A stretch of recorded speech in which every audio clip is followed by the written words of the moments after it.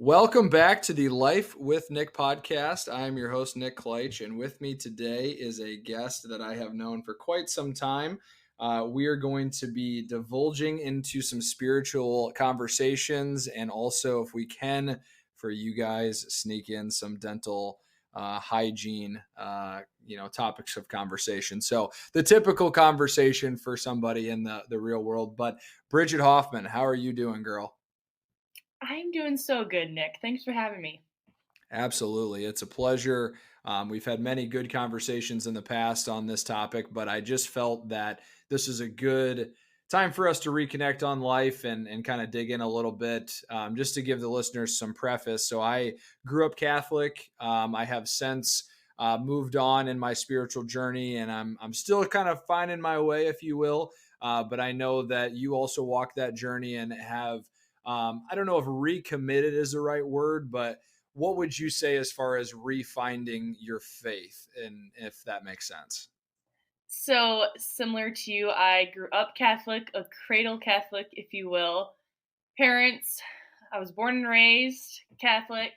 I was so blessed to have parents that set such a great example where they lived out their faith. They continually learned about it and would then teach us a lot through example, not Mm, always.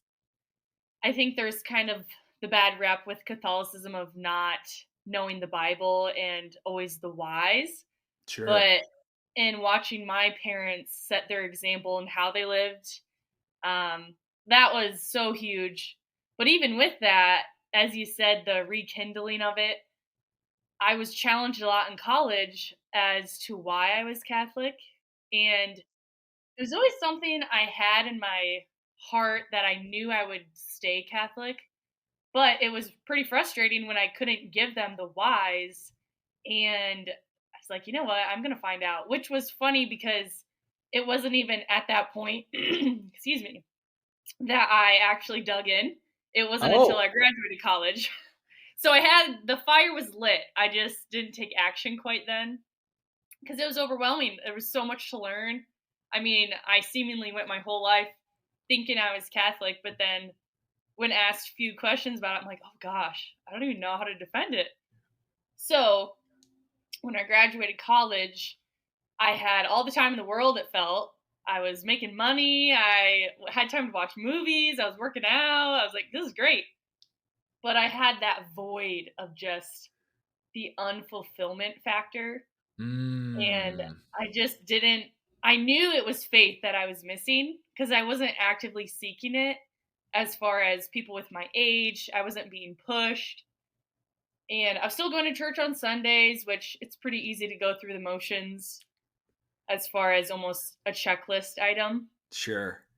But that's when I decided to actually dive in. And oh man, learned so much, still learning, but it really rekindled the relationship portion and definitely able to answer more questions, which was great, but in turn, totally strengthened my relationship. So That's that was a beautiful. great journey. Still on it, but Yeah, we'll be walking that for the duration of our life, which is great. But I love hearing about that because I think that if you never challenge, then you'll never have the ability to reconnect in more strength. So to know that you did go through that period of why, getting questioned, not sure, then the real deep dive of like, okay, we got to actually figure out what we believe and if we believe. And that's probably the scariest thing I would say, is I guess most people would probably stay the course and just go through the routine of going to church, and that's totally fine, their own prerogative. When I started asking some of those questions, that's where I personally was like, you know what, there is some merit here, and I understand why people like the structure of this faith. I started to just question some practices, but yet I still would say that I know and believe and want to believe that God is real and that God exists and that He has a plan for us. And we'll kind of get into some of this conversation a little bit. But if you don't mind me asking, Bridget, what was maybe one or two of those questions of why that maybe prompted you to get into some of the research, or maybe a feeling or what have you? I think the most common one was, why do you have as many rituals, I'll say in quotes, as you do in Catholicism? And another one was, why do you play such boring music? Which, I mean, St. Mary's Rise and Shine, or Rise Up and Sing, whatever that was called. There were some good ones. And then I think the other one was Purgatory, actually. Oh, okay. And so with those, they were such engraved things in my, I mean, weekly life where you went because, I mean, your family's going at that point. It's not an option to not go. It's Right. comforting in the fact where you can do it as a family. You can go to any Catholic mass around the world and you're going to have similar practices. So Yeah. it was those things I never questioned because I didn't have to. Everyone around me was Catholic, which is sheltering in a sense where you don't have to stretch your brain about it. Um, so those things I couldn't give an answer because I didn't know why it was so structured. I didn't Mhm. know, and at that point, I've been an athlete all through high school and then continued to work out where structure made sense in my brain as far as being disciplined. And within that discipline, you have freedom because you have the freedom of range, whether it's in your body with actually working out or with the spiritual life. If you know your bounds, then you can just, yeah, it's just those things I never had to question. And it stumped me and frustrated me that I didn't know the answer.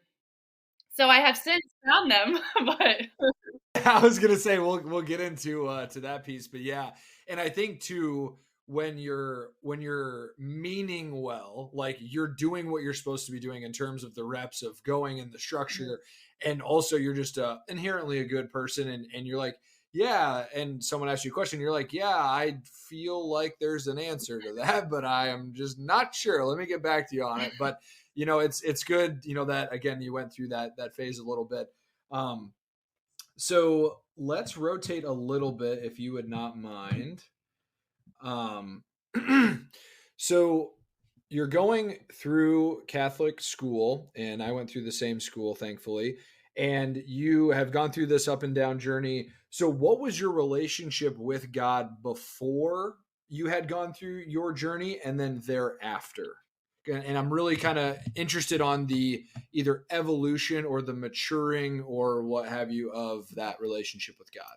so, as I mentioned before, my parents set such a great example where I wasn't learning solely at school, where there were lots of tests as far as information and facts about the faith.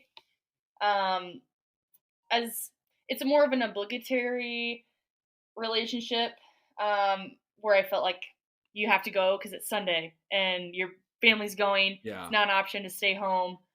Um, a bit of a transactional relationship where, oh, I really need something. I'm going to pray about it and ask God.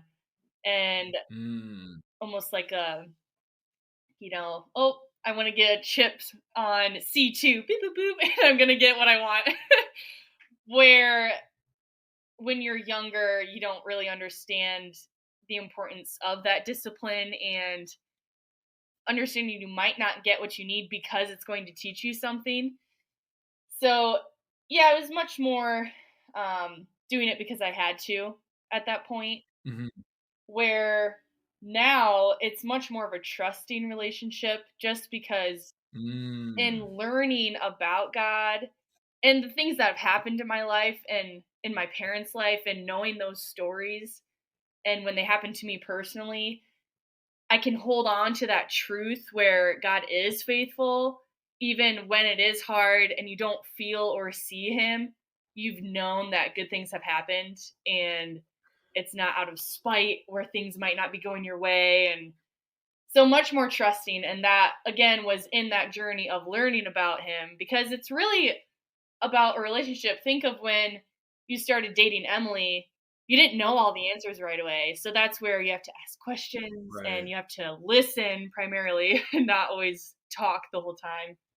But it's just the more questions you ask, the more time you spend together, you start appreciating them. You start learning how they need to be loved versus how you feel like you should be giving the love. And I think Wow, that's that's what good. helped me appreciate Catholicism so much, because although there's that structure and the feel of, oh, you have to be doing X, Y, and Z, it's like, well, you're doing those things, one, because he asked us to in the Old Testament and New Testament, and two, Mm, you do those things because you know that's how they want to be shown love, but also you want to give that love because you've seen the good things at some point likely, and because you know that it's worth it, and you know that what you're doing isn't fulfilling you, which is where I was at kind of after college. I mentioned there was that pit of ah, just, why am what I'm doing is not enough, and how can I fill that gap and continue to. So yes, much more trust in that relationship. yeah. Well, and it's appreciate you expanding on that as much as you did, and what I would say too, I really didn't begin to think of God as an actual relationship till probably maybe 2 years ago, where it was like he's perceived as the father. And if you take that literally, could be in similarity to if you had a great father figure in your life who would exude similar qualities, then this would be an all trusting relationship with God because it is this great peace.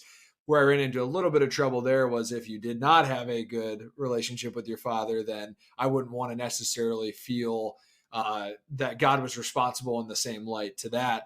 Um, but I also think too, the more that you're allowing him to chip away at you rather than you chip away at him, then you go through some trials and tribulations in life and you realize that if you don't have him, and there are times where I've fully committed in my mind, like, hey, he's not real. It's not that not an, or it's not that I'm an atheist, but I'm like, I can get through life on my own, which I know at the end of the day Mhm. is the ego talking, right? But I went through that. And then there were moments of really low points of like, I need something outside of a mother, father, brother, sister to just kind of Mhm. not judge me and just love me unconditionally. And then that is slowly where I kind of worked back into the relationship with God. And then knowing it was an actual relationship of exchange of, hey, I can't just pray and be like, hey, God, give me, this or that because I want it. It's if you commit to me, I will in some ways commit to you outside of unconditional love. So I don't know if that spurs any thoughts for you to run on, but I just wanted to share that back to what you're talking on.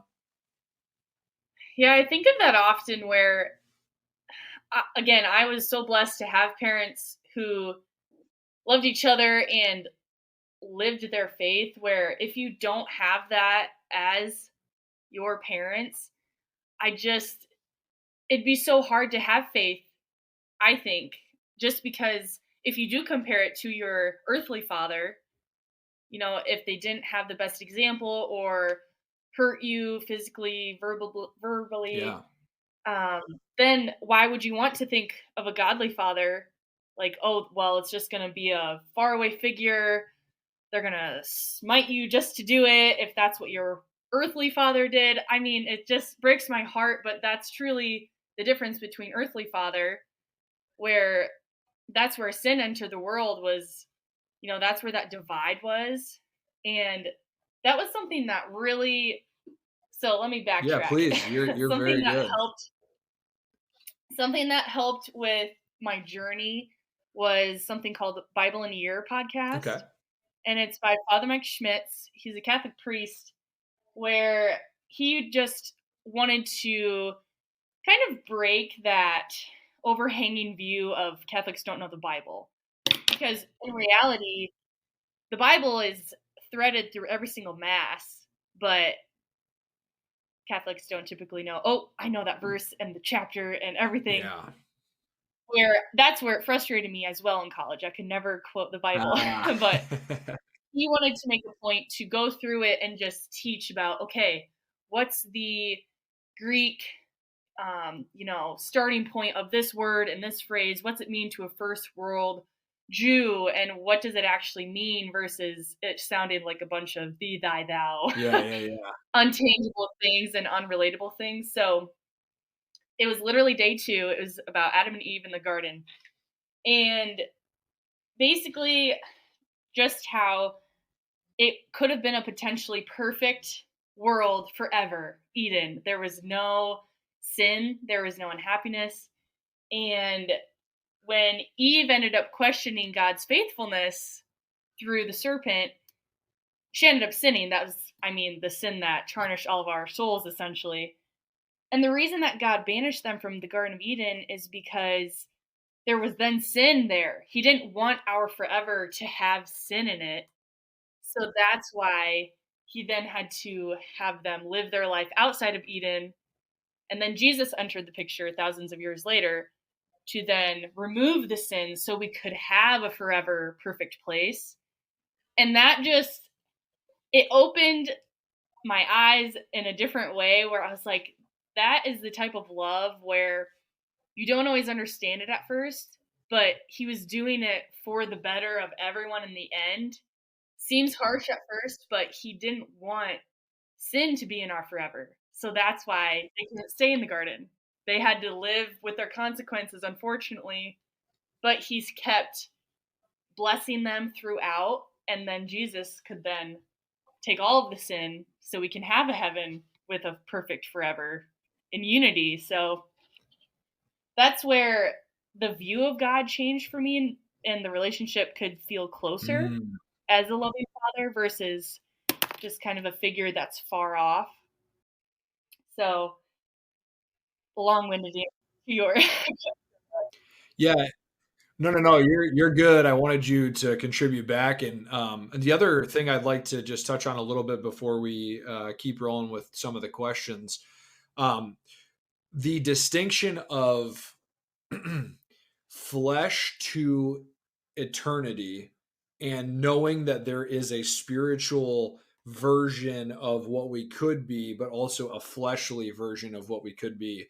And to be a little bit more specific, there's oftentimes in the Bible references of born of the flesh, such and such of the flesh, referring to the fact that we cave into animalistic desires quite frequently. And through that, we do sin. Yes, but if we were to design a God, design a Christ for us to emulate, they would not be with the same type of animalistic fleshly desires, which then kind of sets the stage for, yeah, that permits me to this being to say, there is an eternity of heaven. There is this eternity of perfection. There is this state of perfection that you could ascend to, because if there wasn't, it would be way more depressing to know that even if we do sin, we're going to just have to live with the severity of those consequences with our conscience, versus if you go to God and have that open dialogue, I feel like you get this enriched relationship of like, okay, I acknowledge that I'm born into sin and I am born into flesh, so I will sin.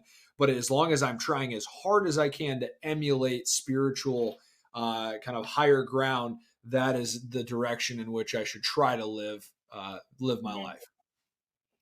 It that brings me to the thought of purgatory as far as being asked, why do we have it if God saved us? Why do we need that in between? Where I was listening to this, yeah, and I was because it made me think of, you were mentioning we need to live up to that higher standard, but why? If God saved us and opened the gates to heaven, I mean, what's the point of trying to be the best person? Why can't I just be an average person? And it was talking about purgatory as a point of purging and purifying. So it's not that it's a reprimand, but rather a spot where we can prepare ourselves to be in God's infinite love. Because although we think we're able to accept God's love at that point, I mean, think of someone who you just don't feel worthy to be in their presence because they're living better than you think you are. You don't want to express everything in your deep depths of soul because you're like, oh my gosh, I'm not worthy. Whereas think of God, you're going to spend eternity with him. and we are so blemished where God is going to accept us, but can we accept his love? That's where purgatory is, that time where it purifies you. It's that period where there's been many accounts that saints have been spoken to by God, and they've written about this, like Saint Faustina, where purgatory, there's really no time limit as far as worldly time versus God's time. It's not on the same length. So it's not like, oh, you said this many bad words, you're going to be in purgatory for this longer. You did this. So it's more so we try to live a good life now and prepare our hearts so we can accept God's love from the get go. And, we still might need time in purgatory as far as preparing our hearts and our minds. But I think that's the answer to why live good now if God already saved us, Jesus on the cross. But if you try to live the best life now to prepare your heart and soul, you're able to accept God with open arms fully right away, which is hard because our tarnished human lives, it's so easy to keep going back into bad habits, which if you look at the Old Testament or anything through, God writes straight with crooked lines that we make. So he can keep blessing us. We just have to keep. Yes, and I think too, going back to the relationship component that we kind of built this conversation on, in a relationship, a healthy one, if you're not seeking to do better and trying to attempt to do better, then you will not have the fruitful relationship. So it's not like God saying, hey, you can go off and do whatever you want, and like I'll throw you here and then you can prep for me and then you're going to be doing well. It's like, hey, there are consequences if you're not seeking me. There are legitimate consequences to that. And the other thing I'll bring up, so another gentleman I've had on the podcast, we talked about his kind of structure to how he perceives God, and in their specific denomination, they read the Bible quite literally and they kind of adhere to the text. And the thing that really stood out to me when we were talking about being saved and that element of freedom, knowing that you are saved, is that I knew him before this, and he actually had a legitimate change of what and where he spent his time. So I can believe that if I see such a drastic change in someone who is now saved. And I say that because too many times people can make that as a throwaway statement. Oh, I'm saved. I'm good.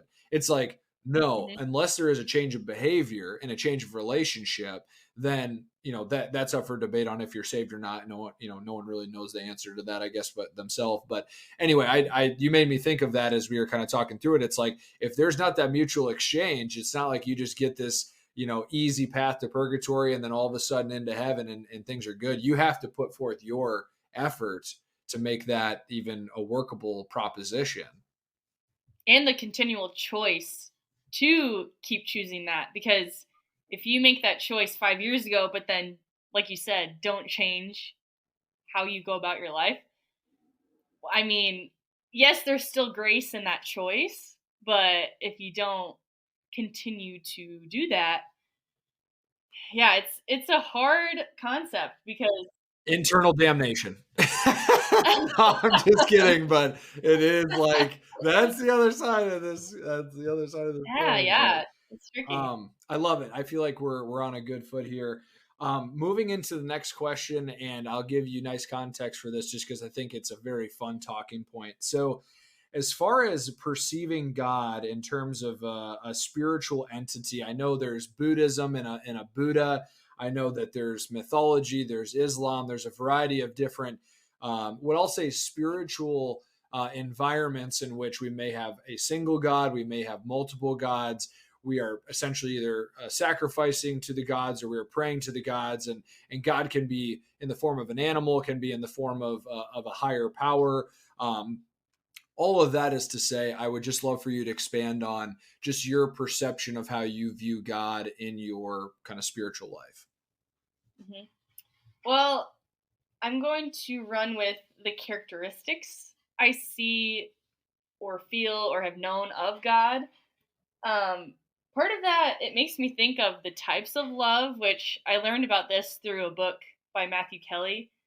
Um, so I'll go through the 5 types because there's one that encapsulates God, and faith in general, I think. So I love it. the the philatia is self-love, and I think it kind of hits on different types of spiritual entities too, and just what might speak to different people, which then might lead them to practice that. But philatia is self-love. Okay. Eros is the emotional and physical attraction to one another. Gotcha.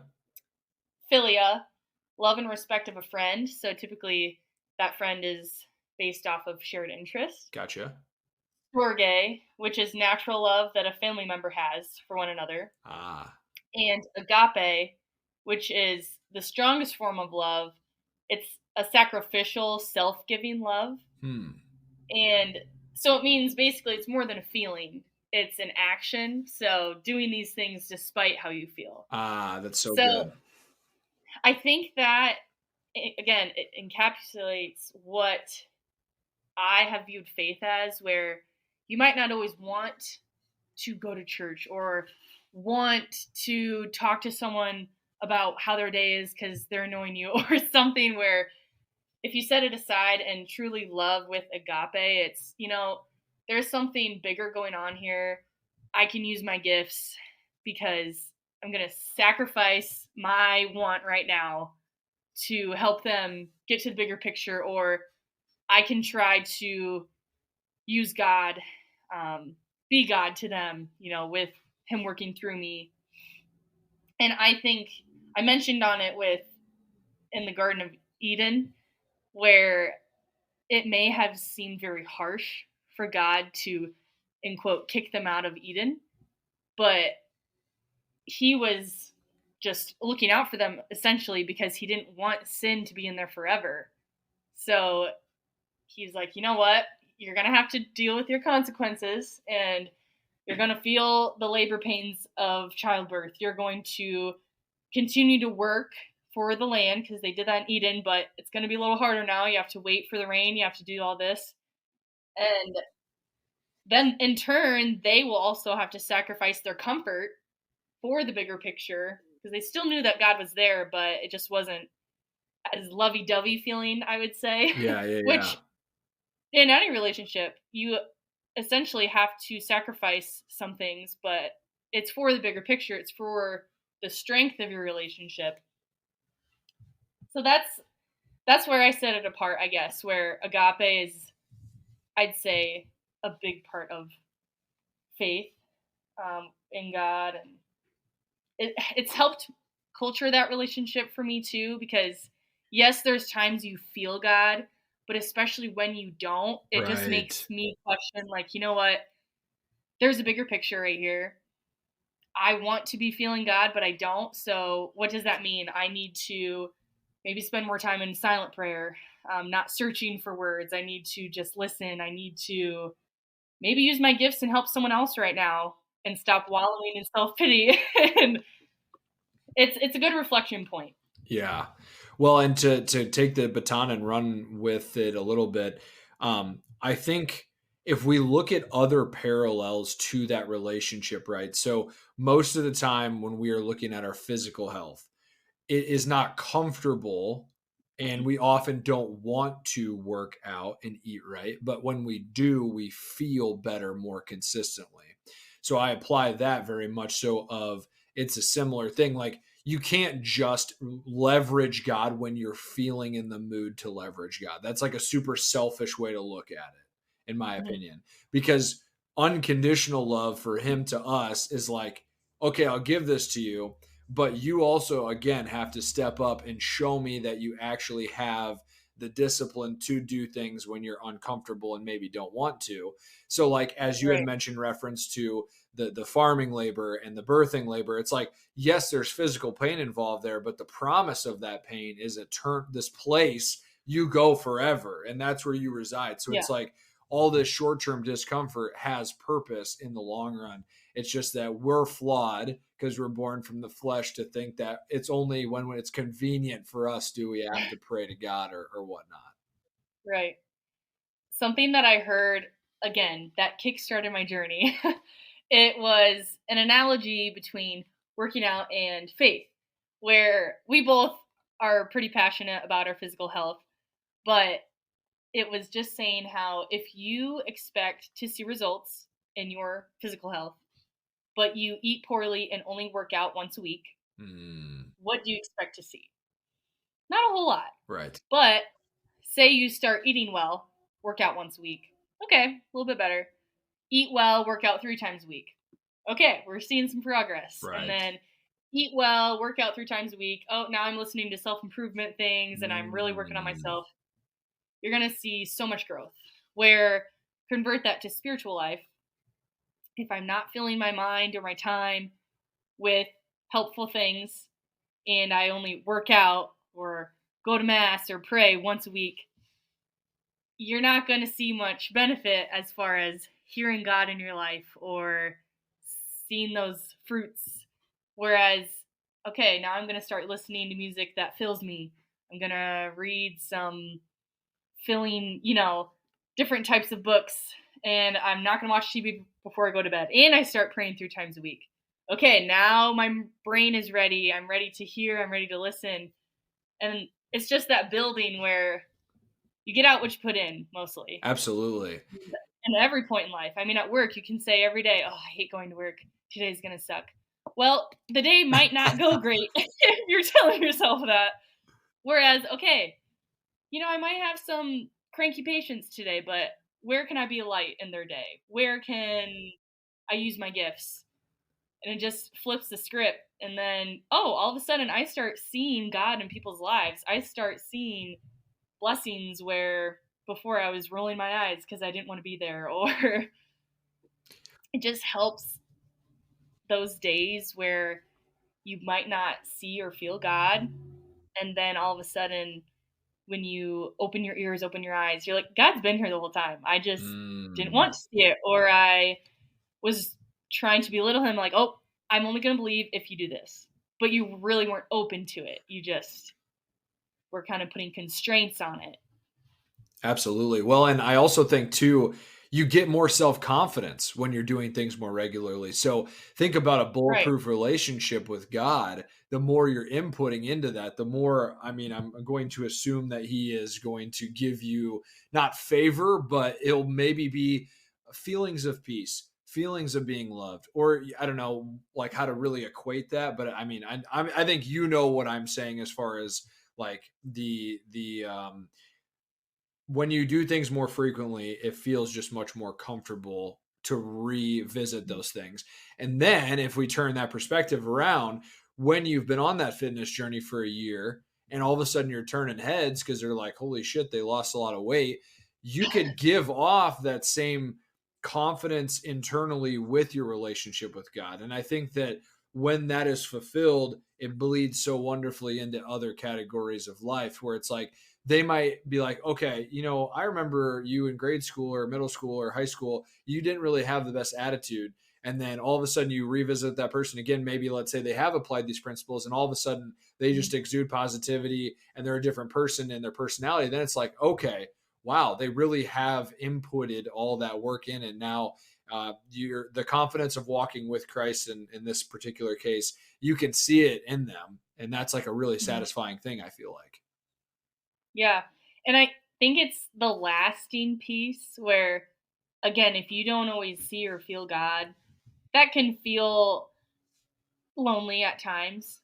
But if you can revert back to your discipline of, okay, I'm still going to spend time in quiet today and reflect, it just gives you that lasting piece versus that short term dopamine kick where, Ah, yes. yes, I have free time and I enjoy watching movies. Not to say you can't do those things, but if that's what you're using to solely fill that void and gap, that's why you have to keep seeking it.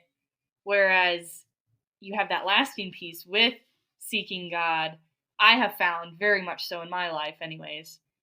Um, so, in that point where you were mentioning, the year result of being disciplined at the gym, people will start asking you, hey, do you have any pointers? Do you have this? And that's when you can start helping others. And I think that's where we get the most satisfaction and fulfillment is when you don't keep it to yourself and you're able to help others and explain to them what happened to you.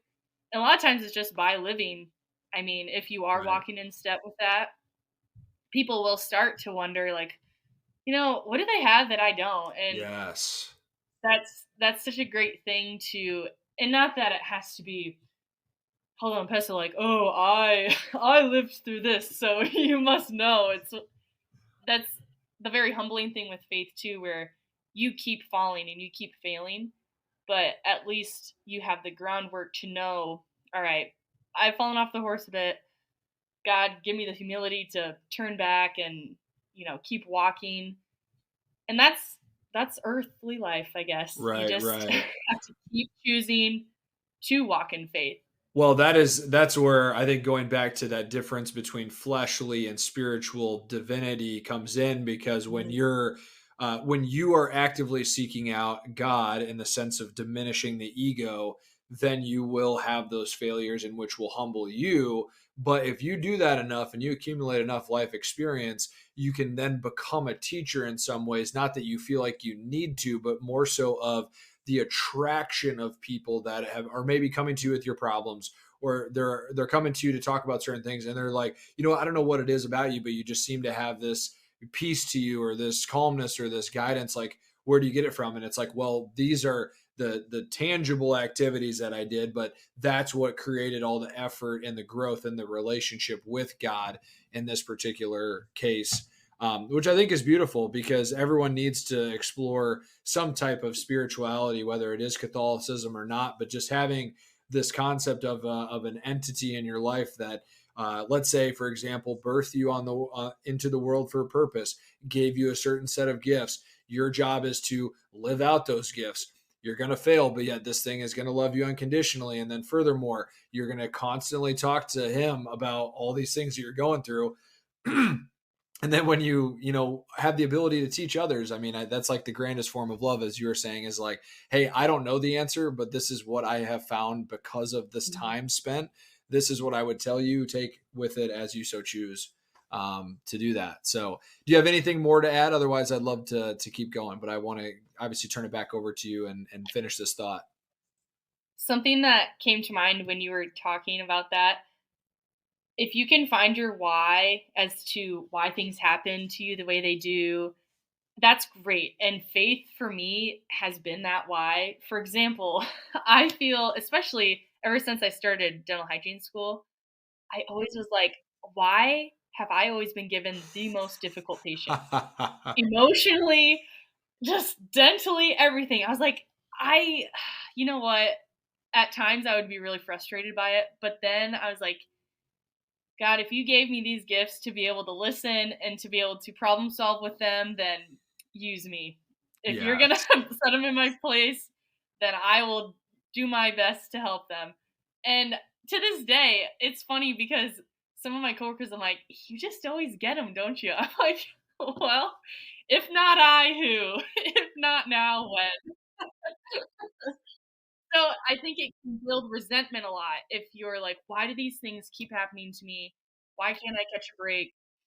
And it can feel like that a lot of the times, but if you decide to flip it and be like, all right, if these are happening to me, give me the grace to handle them and give me the peace that I need. And that's helped me tremendously just through life, work, and everything else. For the listeners too, and I'll just kind of piece this as an action item for our podcast, is that if you feel like you're on the other receiving end of that, and things aren't quote unquote ever going your way, maybe that is God in some sense testing you and testing your resolve to either have you come closer to him, or just knowing that he gives, I think this was either a Bible verse or a quote, like the toughest battles to his toughest soldiers. I know that kind of gets thrown around a little bit, but it's like maybe there is that test in your path to try to direct you in some way or teach you a lesson, because that's a whole nother like conversation we could have on lessons that God brings in. But it just made me want to put the cherry on top to mention that might actually be part of the process,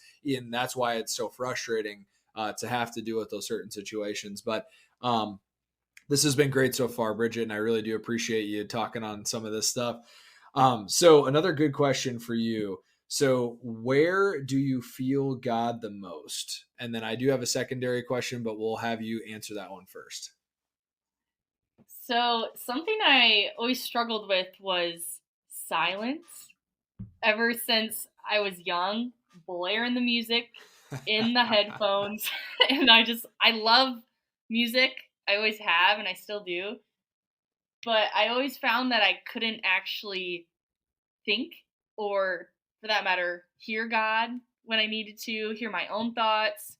I've struggled with a lot of anxiousness throughout my life. I just always thought it was more of a worry wart thing, but learning what I have, definitely a lot of anxiety throughout my life and still struggle with that today. But when I have time to break down, okay, what am I actually feeling? Why am I feeling this? Can I Mm. pinpoint the trigger? What can I do about this trigger? Is it that I'm actually just mindlessly scrolling on things and not spending time in what I need to be doing? Is it, an array of things that it could be, but time in silence, I have just learned to love. Mm. I actually decided, it was 2 years ago now, to not listen to music on the way to work, which seems very minimal. Wow. But I also found in the morning I was the most anxious, mentally preparing for that day of, all right, how many patients am I going to have? Are they going to be hard? Do I have to think of conversation all day? And just this list of worries that were useless and not helping me with that anxiety through the day. Where when I started to not listen to music and not have my mind reeling on those unhelpful thoughts, I tried to redirect it and be like, okay, God, help me have the grace to handle these situations today. Where do I need to listen better? Where do I need to do this? And then, those helpful thoughts started coming in where I could make more of an outline of helpful versus non helpful and where I can kind of attack the day in a helpful sense versus, oh my gosh, what am I going to do? When am I going to do this? Blah, blah, blah, blah. Just all those things that reel through. Something that in that silence, there's something at church called adoration, which it's completely silent in the church. And there's times where that can feel intimidating and awkward it felt that way for myself for a long time, until I just shut out that unhelpful voice in my head. Like, okay, how can I use this situation? Again, it's uncomfy, but where can I grow? And that's when I feel the most peace. And I don't always hear God's voice per se, but thoughts that come to my head, journal them.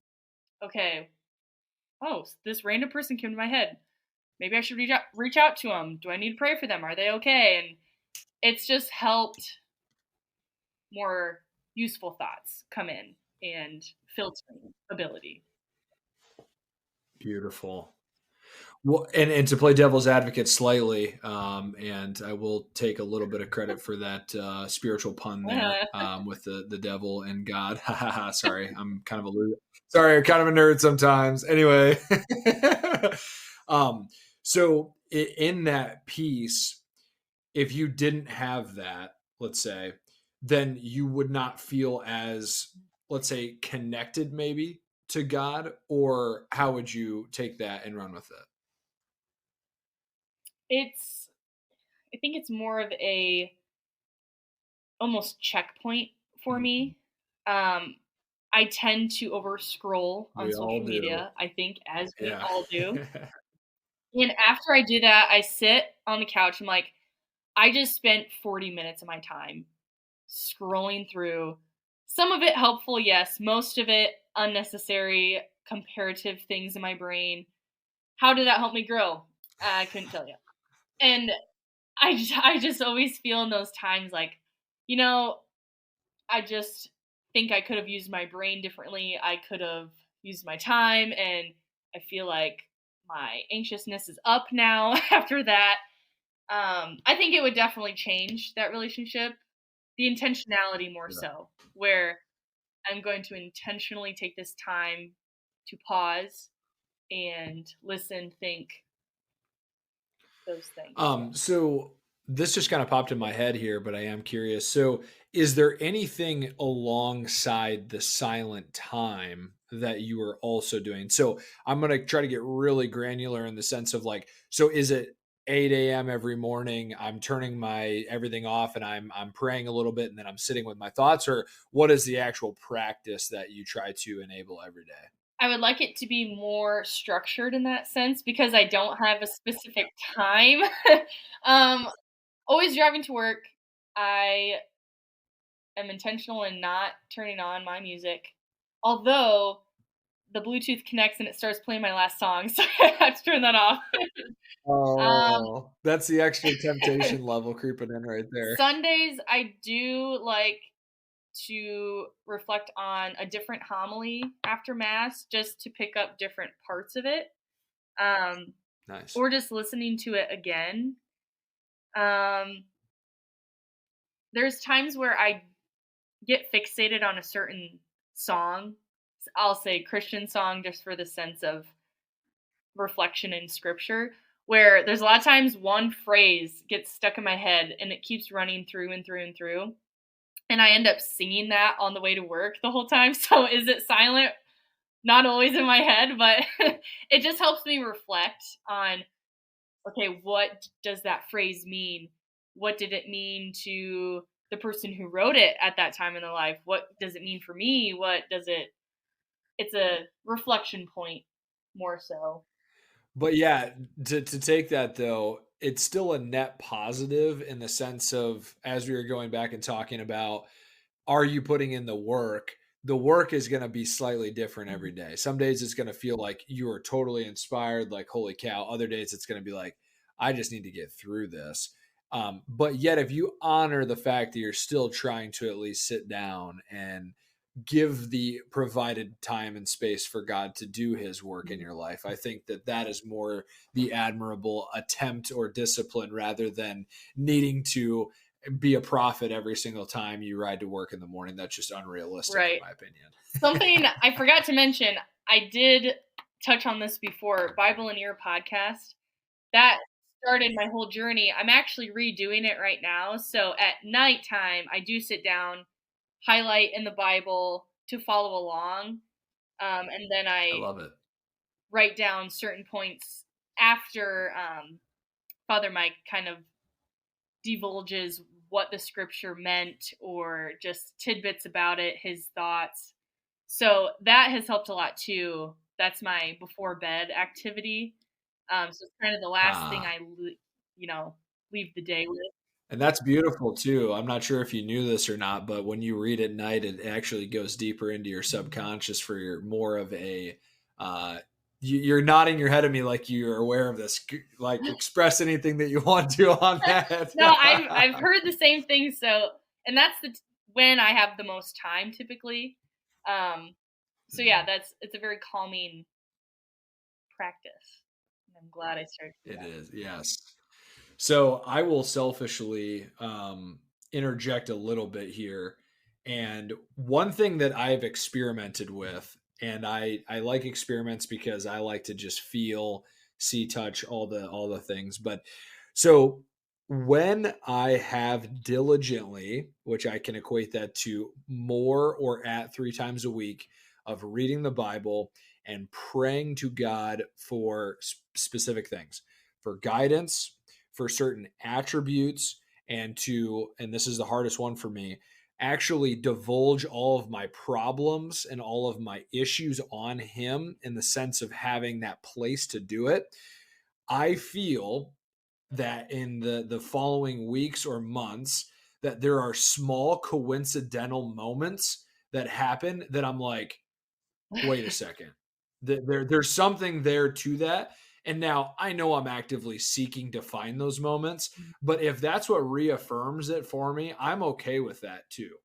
So that's one thing that when I've been consistent, I'm like, okay, at the very least, I'm getting incredible philosophy from the Bible because there is great philosophy in there. I'm able to put that on an entity outside of myself. But then there are these moments of like, wow, that was supposed to be what it was supposed to be like. And I just love when that happens. It's a kind of a funny comparison, but it makes me think of when I got my new car, and it's a Mazda. And at first, I did not know what that brand was before I researched it, and now that I have this car, I see Mazdas everywhere I look. I'm like, oh my gosh, there's another one. There's the one I just got. There it is over there. So, yes, that very much is the case. When you put the time into it, you start to see it more. Which, does that mean it's true? Well, if it's something you're seeking and truly believe in, I think you're going to find the answer in that eventually. Whether you know you whether you think you can do it yourself, more power to you. I have found more time and time again I cannot, and that's why I have had to continually resort to faith and God. And that's why it's such a comfort to me too, where I know I can't do it on my own, which seems daunting at first, but also I know that I have seen God in my life and he has been faithful to everyone in the Bible and everyone up until the point we have lived. So it gives me just reprieve in that I don't have to know on my own. All I have to do is just keep choosing yes today Mhm. and in those moments. Yes, that's so great, Bridget. I love talking about that just because, it would be ridiculous to think that you would pray every single day and have all this every single week of this incredible Right, experience, knowing that not only does God put things in your path to throw you off and to test you, but also He is there at the end of the day as the entity. So it's like the waves of weeks and months will be better than others, and it would be ridiculous to think you could be perfect every single right, week. But there are some enduring principles in that, as you just mentioned. He will always be there. There is a reason for your life if you want to believe along those lines, and that also there is a divine connection to what you're supposed to be doing with your patients or people you're supposed to be interacting with, or like saying different phrases to people in time of need, all of those things. I'd rather that I will even biasly say that I'd rather have that be true, even though it wouldn't be, than the opposite, honestly. right. And that would just be one daunting, and also to know that if we were to work this hard in life and not have the perfect possibility of unity at the end, that'd just be so sad to, to only to only live for now and have it just be done versus living now for something that is bigger in the end. Like you said, even if it's not true, I would still choose that that ending. I'm still hoping that's the case at the end. Um, Beautiful. So yes. So we are kind of getting towards the rounding out point on the podcast. We are right at about that 52-minute marker. So we've hit a lot of really good questions, and I appreciate all your insights. Just a couple more things, if you would not mind, that we'll dive into. One of those being, and I like this question because it is challenging to those that are very spiritually based. If you couldn't believe in God, how would you structure your spiritual life? And you can take that and run with it in any direction that you so choose. Ooh. Well, in learning about my anxiety, I had come across this reading where it was saying you can't be anxious and grateful at the same time because it's the same part of your brain that processes those feelings. So I would structure my life without faith, starting with gratitude, because I think that's a healthy antidote to, not that it will 100% reverse your anxious thoughts, or maybe they are true feelings. But if you can at least throw in something you are grateful for, this may be happening, but I'm thankful for Hmm. this. Although this is what I'm feeling, it might not be the reality, and I'm grateful for, you know, I like that structure because it's helped in my life. But also, if I didn't have faith, I think that would be a great place to start. With self improvement, that's along the lines of the physical Okay. health. I think with being disciplined in that regard, you tend to become more strong and you feel healthy. Where self-improvement, you're able to, one, understand your body and your feelings, and then two, you can improve on those shortcomings of where you need to keep growing. um, I think the last thing I was thinking of a three-step process, action, just because if you sit and dwell in those feelings, doesn't help answer anything. Oh, what good advice, though, Especially if, honestly.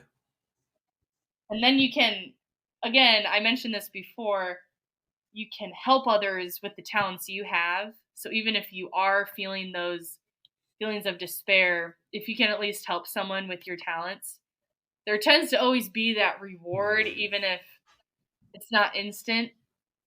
I mean, we're made to help each other. We're not made to only feed ourselves, because it doesn't end great. Yeah. So let's So, do a very quick summary of that. So we had the honoring of the physical fitness, which in turn is mhm, going to be mental health as well. Not all of it, but some of it. And what you just said, mhm. in service of others in general, and then gratitude as like an overarching practice. And then what was the fourth thing? I think there was four anyway. um, like the self Yes. improvement, that was kind of within the The physical, self yeah. improvement. And I would also say, Mhm. just based on my reading of the actual genre of personal development, that that could be a very large contributor. Now, the reason I pose this question to you is to kind of get you out of the normal context of thinking. But in essence, Mhm. I think that if you do all these four things, which are not that hard to do, it just takes a little bit of work, in some ways you're honoring your better self because you will become better, and through that, that only Mhm. enhances your spiritual health. So I kind of led you in this for a specific reason to say that, but Yeah. also these are the foundational blocks to then apply all of that to where you could build a relationship with God or with Christ or with the Buddha, or if you worship mythology, again, whatever your belief system is, as long as you are inherently taking care of some of these other things, that is going to be a great life. And then we get this cherry on top of someone that does love us unconditionally, and just to merit or not merit, to marinate in that, is just a really really cool concept in general. If God didn't exist, we would want this fifth layer of like, hey, what if this thing loved you unconditionally and gave you all these great gifts? Right. That is so true. So yes, thank you for answering that as honestly as possible. Because as the podcast host, I get freedom to have a little bit of fun with my guests that come on. Yes. um, Before we get to the very last thing here, I did want to touch a little bit on your occupation, just as a way of entertaining some of our listeners. And so, what is kind of the overarching theme to being a dental hygienist? Could you take us in a day of the life? Oh, a day in the life of a dental hygienist. Well, be ready for some neck and back pain. I say that because the second year of hygiene school, which is actually the last year of hygiene school, they told us the burnout rate for hygienists is 5 years. And in my head, I'm thinking, do I need to look for a different job? Why is it only 5 years? And I found out after the first year, it's primarily due to ergonomics, the sitting posture, repetitive motions. It's very arthritic driven, carpal tunnel, being at awkward motions if patients can't lean back or open well. So those are the things I did not know about going into it. But I started to get a monthly massage, and Okay. I've been doing that for the last 3 years. So if there's anyone, I think that's a great idea for anyone, but especially if you're a hairstylist with shoulders above your head or just in odd positions, definitely recommend getting a massage. But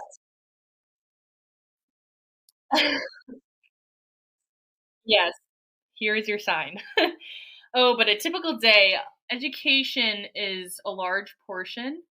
There's lots of unknown things about oral health, but there's lots of bacteria in the mouth, and the same bacteria that is produced in your mouth is actually the same bacteria that's found in your heart arteries.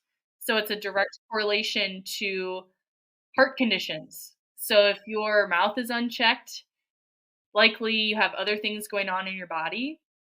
If you have diabetes, oh yeah, if you have diabetes and it's say your A1C is not controlled very well, we can see signs of it in your mouth. There's lichen planus, the white striations on your cheeks, which is from inflammation. It's an autoimmune disease. There's excess bleeding, deep probing depths. So it's funny because I always go over medical history with patients. But if I see signs of dry mouth, I ask what medications they're on. Oh, this medication, the common side effect is dry mouth. And all of a sudden they have 10 cavities pop up where if you don't have enough saliva flow, bacteria, food can stick right on the tooth. It's not being moved around. Do you sip on coffee? Do you drink it in one sitting? Do you sip on diet drinks? There's so many things that some people think I'm Houdini. They're like, how did you know that? How do you know I sleep on the right side? Where, how do you know I grind my teeth at night? It's so cool where the mouth tells you so much. And I especially think it's so cool. And one of my instructors, her name is Christy Altman. Shout out to Christy. She was so in tune with her body. She struggled with thyroid concerns. And the thyroid controls your Yeah. hormones, and hormones control everything, basically, to put it simply. And she was just a wealth of knowledge, and she knew how to ask questions about their health and the correlations with their mouth. And in fact, we can't even see patients if their blood pressure is unchecked.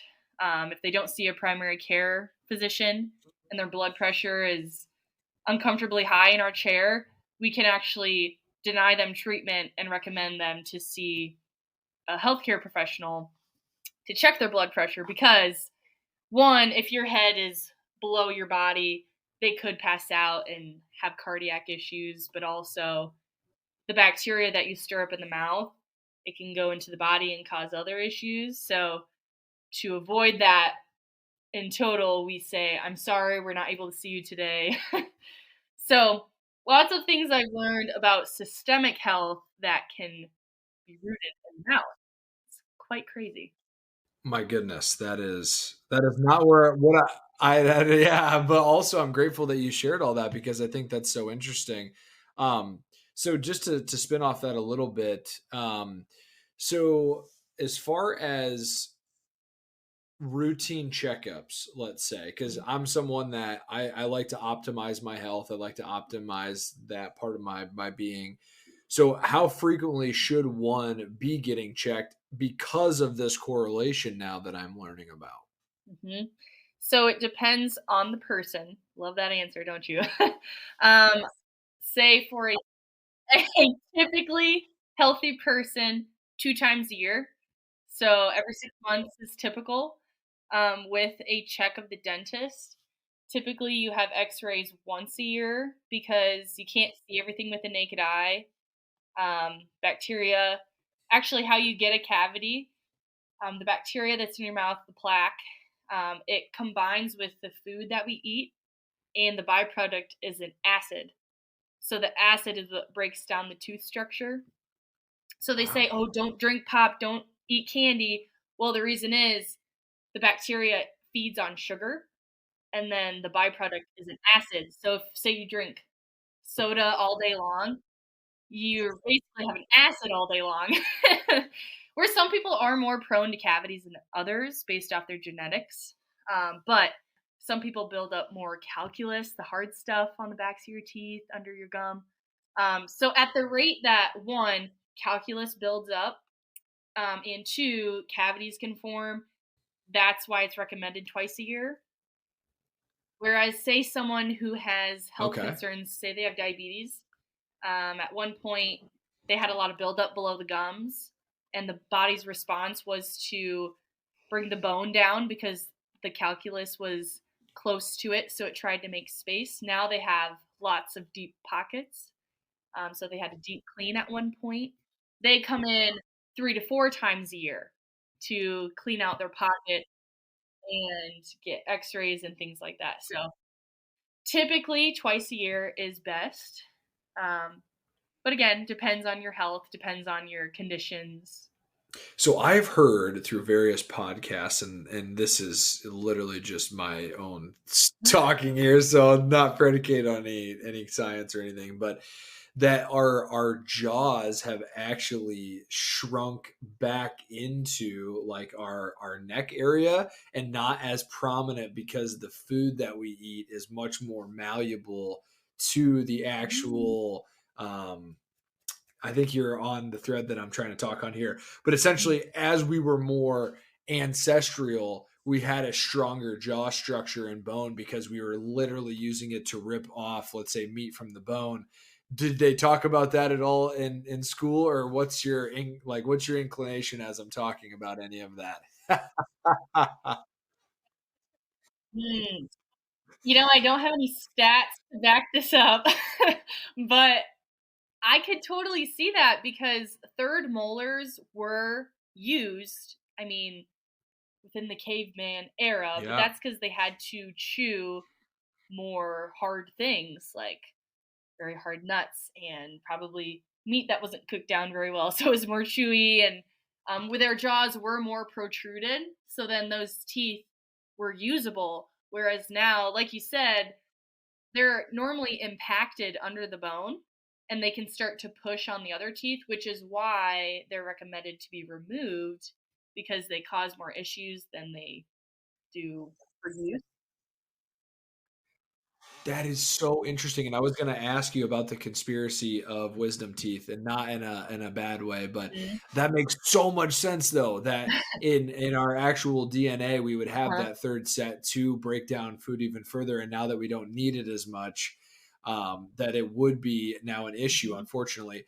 But furthermore, if I may, I've even heard that with this Yes. processes with our evolution, it even causes issues with the nasal breathing because with your nasal breathing it's more constricted because of something with the structure of the mouth. You're looking at me and you're wanting to run with it. Take it, girl, take it. Is that, am I crazy, or is that actually legit? It's put back. So, well, I have learned a lot about orthodontics. I've worked with a couple dentists who did braces, and there was one in specific where he was talking about pulling the premolars. So I know you had braces. I don't know if you had teeth removed in that process, but depending on the arch, if there's not enough room, they tend to pull sets of teeth. So then they can constrict those teeth and have them perfectly aligned. So, what this dentist has found was that in doing that, you're actually shortening your jaw length because that space will close. And at times, you can notice people who seem to have a more inset jaw and almost like the double chin appearance because their jaw was shortened from the extraction. So, if you think of someone who doesn't have any lower teeth, like say they have a denture, and their jaw starts to move and like sink back or it just sets differently because it doesn't have the opposing teeth because teeth always want to match, so if it doesn't find a tooth it wants to shift. So getting back to that shortened jaw length, when they pull those teeth everything shortens, so then that can cause the displacement of the tongue. If the tongue can't sit right, now you can't breathe correctly. Now you have speech impediments possibly. So nowadays they try to widen the arch to keep the teeth versus pulling. Now there's talk about widening too much can then pinch the nasal way, so then you can't breathe. So it's kind of hard because it seems like there might not be a right answer. It ultimately depends on the patient. Do they have the jaw length for it? How is their nasal airway capacity and things like that. So I'm not sure as far as evolutionary if it's changed. I wouldn't doubt it because of like you said the chewing, but that's very interesting content. I would like to know the factual parts Fun. about that from a dental standpoint. Yeah, yeah, yeah. Well, there was a gentleman talking about it, and I think he was a doctor, not a doctor in the sense of being able to share from a scientific. It was more so he had been a doctor through study of Sure. just this piece of the human evolution. And it's a little bit later here in the evening, so my brain isn't firing as sharp as it maybe would just for the listener's preface. But um, the only other thing I wanted to discuss with the dental hygienist piece here, as far as this is just a fun question I like to ask, but what would you say is the most common misconception about the industry and or anything that comes to mind? Hmm. Um, I think it's easy to feel like the dentist is pushing things on you because they want to make money. Which I understand that. However, seeing what I have seen, dentistry is very much a preventive industry where we want to put a crown on a tooth before it fractures and you need a root canal and a crown on top of that. Because if you prevent it from the start, then you don't have to deal with all of the additional problems.